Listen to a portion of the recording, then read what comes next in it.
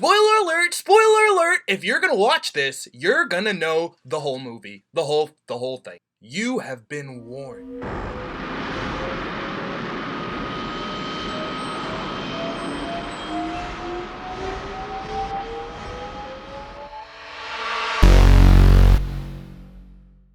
Hey guys, and welcome to the F&M Movie Review Show.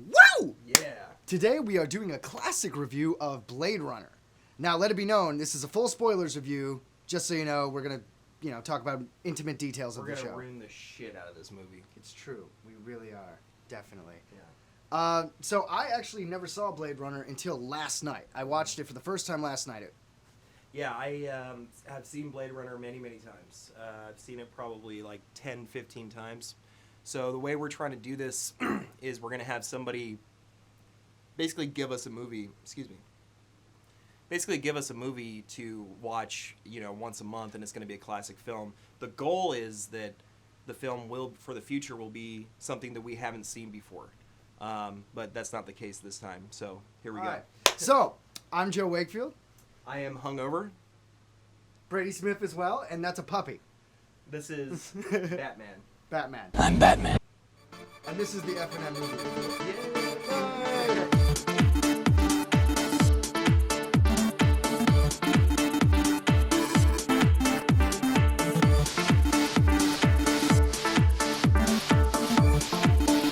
My first impressions going to this film, like I said earlier, I've seen it 20 times easy. So I already knew what I was in for. I was expecting it to be glorious. And Glorious!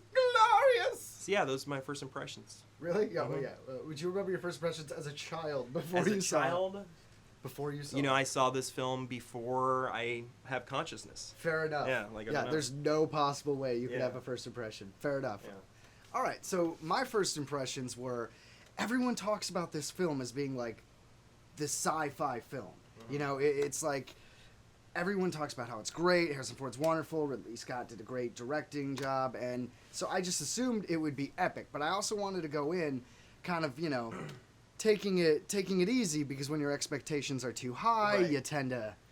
I have a question for you then. So you said Okay. you went in there and you said that you're expecting to be like an epic sci-fi film.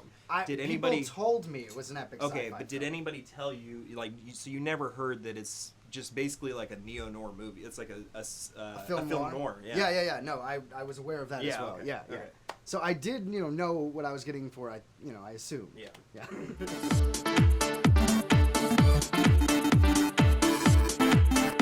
So to start with, I'm going to talk about the bad. Now, I am saying ahead of time that I'm being very nitpicky here. All right, but here's the thing. 2019 is when this movie was supposed to take place, which is Right. like, 3-4 years from now. Not that far away. Yeah. But okay, fine. The movie was made in 1983, right? Mm-hmm. Okay. 82? I believe it check was that. 83, but who cares? Okay. Yeah, we're right there. The Yeah. point is, that was 30 to 35 years into the future. Hmm. And they thought, I mean, I know it's science fiction, but they were like, in the future, in 35 years into the future, we're going to have robots that look exactly like humans. We're going to have other colonies on different planets where these robots will be enslaved, and then they're going to be enslaved long enough that they're going to have a revolution, Yeah. and they're going to outlaw robots on the replicants on Earth, and all of that's supposed to happen in 35 years. Yeah. They were very ambitious on how technology would take off. Sure. I mean, and once again, being very nitpicky, if you take it as a sci-fi, I'm just saying, like, come on, make it 2,200. I Yeah. know it was a book first, so I don't know it's a when. book called Do Robots Dream of Electric Sheep? It's based on a book literally called that. That is the greatest name I've ever Yeah. heard. If this movie was called that, I would be like, woo! It'd go up already just from the name. Yeah, no, that I would give it a top rating just for the name. Yeah. Okay. Anyways, I Yeah. lost track. What were we talking about? Yeah, that's like that's a That mind blew my blow. mind. Yeah. Man. I was. So I you don't were know. saying you had a problem with Alright. the logic of the. I didn't amount really of have the time. problem. I mean, once again, nitpicky, but Yeah. it's just it just seemed like that was very ambitious. The 35 years Yeah. that we would be that far, and I remember my point now. I don't know when the book was written, but depending on the time, still 50 years, whatever it is, it's quite a bit. Yeah, so I mean, the book was written way earlier on, and just going off of what you're saying, the the whole future being 35 years away thing, I get that. But anybody's prediction of the future is always jacked up. Like you go like 1950s predictions of the future is like flying cars, and it's all just. Yeah, no, Yeah. for sure. No, I get that. So, I mean, you can't put too much on Well, it. I'm not, but Yeah. we're talking the bad sure. from a good movie. This is Right. what you got to do. Yeah. Now, here's another bad. This blows my mind. All right, so the whole finals battle with Harrison Ford and the evil replicant that has the bleach blonde hair. What were their names? Roy Batty is the guy's name. Roy Batty. And Okay. then Decker is Harrison Ford's Yes. name. Yeah. Yes. Okay, so they're having this big battle, and this guy's holding this bird. He's holding this white dove, it looked like. And the entire time I'm thinking, why is he holding this bird? Because it's a long time. He does Yeah. he does a fight, he jumps across a building, and he's just like has this dove. Yeah. And then he dies, and his grip on the dove is loosened, and the dove just flies away, symbolically showing his spirit. He was alive all along in spirit, not, he had He's a all- soul, and here it goes Yeah. off to the next place. There's all kinds. You can just make up whatever you want about that. I and it's, swear to God, you know, man, when that happened, I was just like, Yeah. don't you agree, Puppy? What do you think, Mr. Wayne? Excellent. so, more bad. Not really bad, once again, nitpicky. The issue is, I don't know what the hell was happening half the time, because Sure. Decker Okay. is a Blade Runner. Yeah. And a Blade Runner, his job is to track down these replicants, these rogue robots that look exactly like human, Because they've been outlawed on Earth. because they've been outlawed on Earth Yeah. because of the revolution that happened on a different planet. I get all that, okay? Yeah, So yeah. I know the premise of the movie. Don't think I was confused. Yeah, okay. So he's getting these jobs to go after these replicants. He's sort of like a detective. Yeah, no, But I get that. Yeah, he's the replicant unit. Yeah, He's yeah. the Blade Runner. Right. So he, throughout the course of his time, he just whacks all these replicants that happen to be interconnected in this plot to try to survive because they are only programmed or built to last 4 years. Mhm. Safety measure kind of makes sense. We need to do that with all AI. If we don't do that, we are going to die because artificial intelligence is going to kill us all. Anthony Hopkins, I don't know what Neil deGrasse Tyson's take on this is. The point is, all the smart people are saying it. We got to stop it. True. One thing real quick, unrelated to anything, Yes. but Ray Kurzweil, Yeah? look at that guy up. He's a futurist, and he's got a different prediction. His theory is that the robots will love us because they'll treat us like their creators, and Oh. that if we don't adapt to their technology, we'll basically want to be, human as opposed, we'll be too human, And so what they're going to do, they won't wipe us out. The theory is that if you do want to stay human, you'll end up in something kind of like a museum for people. That's weird. I don't know, man. If they treat us like deities, I just feel like, I'm just saying, Christianity, we killed Jesus. So they Yeah, look at yeah. us like, God, that might not work. Touche. Yeah, Yeah, touche. I don't know about that. All right, so All right. back to these replicants. This is the Hangover episode. He's hungover. I'm just bored. All right. Mr. Wayne is very sleepy. Yes. Hello, Mr. Wayne. Oh, he's really tired. Yeah. All right, we're gonna. I'm Batman. Okay, so I'm still on bad, actually. I have a bad. Oh, go ahead. Keep Okay, going. all right. So more. They're robots. Mhm. They look They're- exactly. Yeah. what? Androids. Androids. Whatever. Sorry. Well, there is a difference of cyborg, robot, android. I'm not trying to battle that. The point is, they're artificial humans. Mhm. They never really explain how. Like, what's Sure. different? Okay, the series of questions that they're given to test if they are replicant is to kind of trick them to see if they're getting a human response or a robot response. Like Yeah. a guy's you're walking in the desert, you see a turtle, and it's laying on its back. A human response would be like, flip it over immediately. Right. While robot would be like, why am I in the desert? Yeah. So I get Yeah. that, and they measure the pupils, and there's a few other tells. So there's basically some science fiction, science stuff behind the scenes they don't actually explain to you. Well, that's what I'm Yeah. saying. Is like, how are these robots? Is it completely organic, like a cloning situation where they have microchips in their head? Or do they have metal bones? Is it a metal skeletal system like in Terminator? Yeah. So I mean, they don't cover they would it be at all. yeah. So They like may- they they could might be in the book. cyborgs. Maybe. It doesn't. They're not necessarily androids, right? So Yeah. I take that back. Like they could be cyborgs. Well, that's what I'm saying. They Yeah. never explain, and they might in the book. I don't know. I haven't Yeah. read the book, but it just they were just okay. Yeah. These are not real people. So there's not much bad for me in this film. I had to think about it, and because there has to be something bad. I suppose it would be the Joe kind of talked about a little bit earlier, that the confusion from first watching it. So I'm trying to get everybody in my life to watch this film, and when I do, they're just confused. It's not a noob friendly film, for sure, like by any means, and it's very, very deep.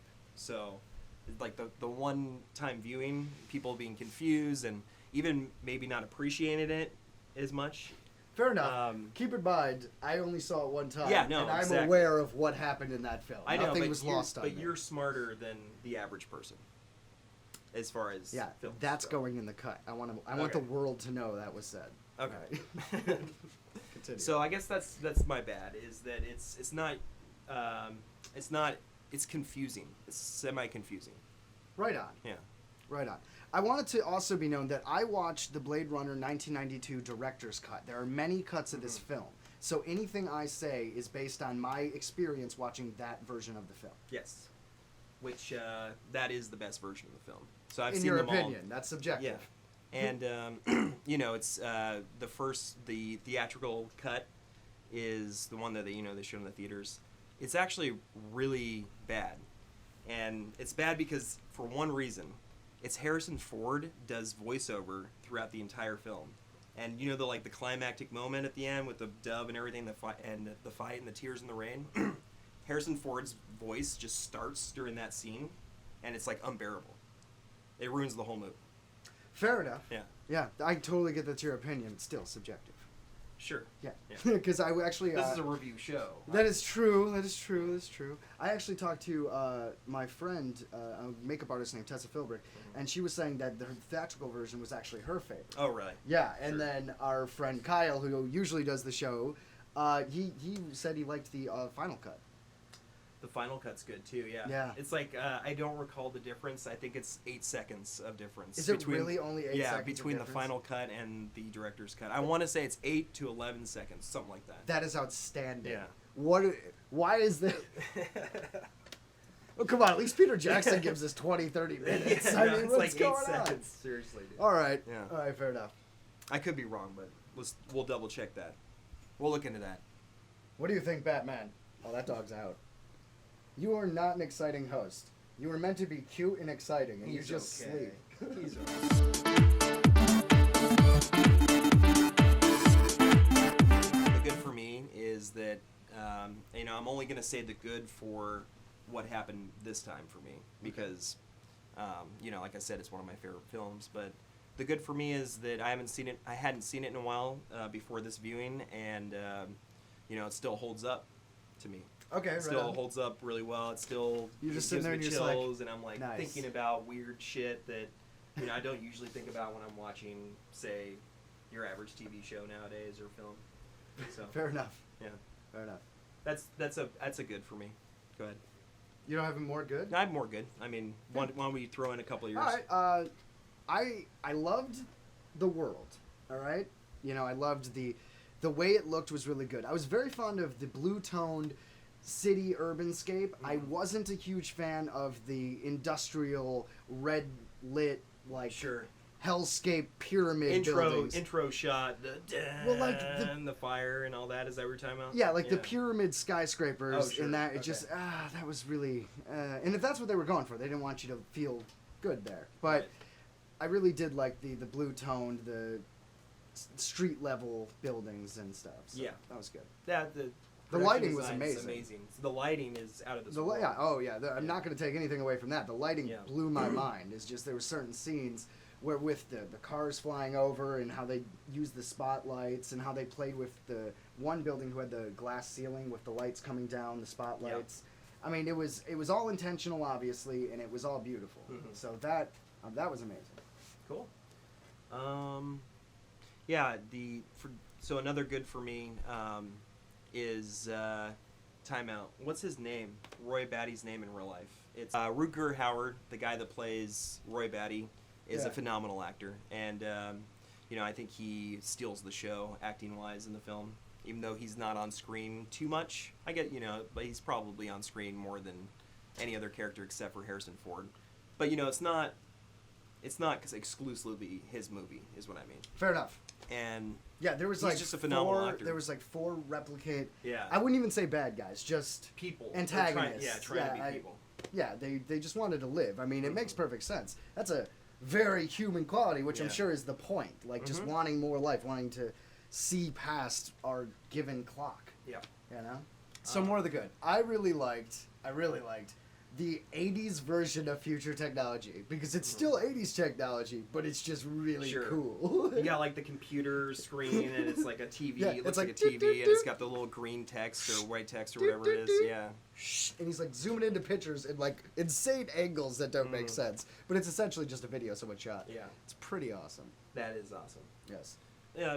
Another good for me is like you said the same thing, the production design, the lighting, so the stuff that you're not supposed to notice, but when you do, you know, and you can recognize that. So for me, that this film, it really shows that difference between the big boys and then, you know, something that you and me would do. Right on. Yeah.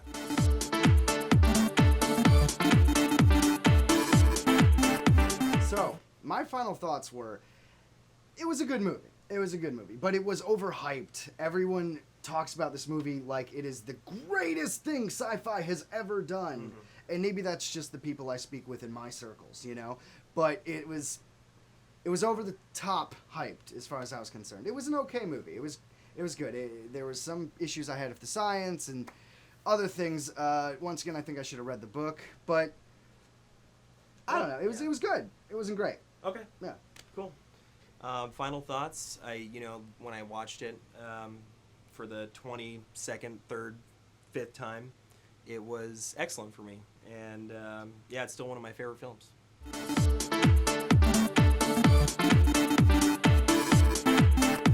So for my final rating, I'm giving this a solid 5 out of 5. Okay. Do-do-do-do-do-do-do. I'm going to give this rating a 4.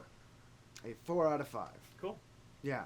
So, we probably should. So, you're right. Okay. Yeah. So, the thing is with the ratings, guys, is we started with a 5 scale, then we decided to go with a 10 scale. Now we're going back to a 5 scale, but actually doing halves, so it's essentially a 10 scale. Yes. We had a difference in philosophies on that one, and I like the 5 scale, he likes the 10 scale, so that's the compromise. Although I must say the compromise is kind of Joe-sided, because it really is a 10 scale.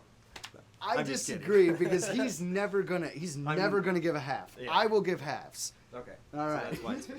So hey guys, thanks for watching the F&M Movie Review Show. So make sure to subscribe and check us out next week when we have our newest review. And these are going to come out every Friday. That is our new timeline. So thanks for watching. I'm Joe Wakefield. I'm Braden Smith.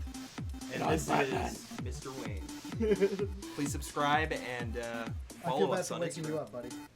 All right. Have a good one. Bye. Hey guys, thanks for watching. If you enjoyed this video, why not give it a thumbs up down below? And while you're at it, why not hit the subscribe button to see more? Thanks again guys.